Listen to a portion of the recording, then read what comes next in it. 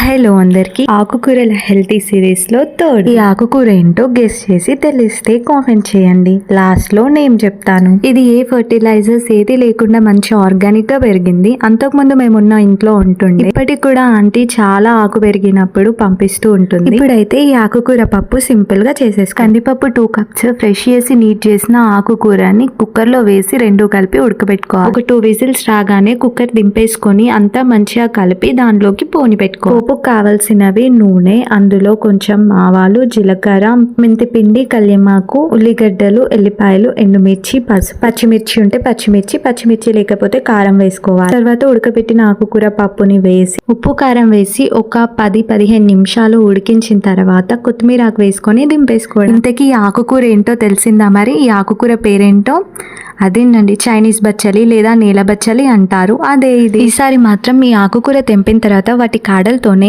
అవి పడేయకుండా చెట్లు కూడా పెట్టాను. అది నెక్స్ట్ షాట్ లో పెడతాను. మరి మీ సైడ్ నుండి ఒక చిన్ని సబ్స్క్రైబ్ చేసుకోవడం మర్చిపోకండి.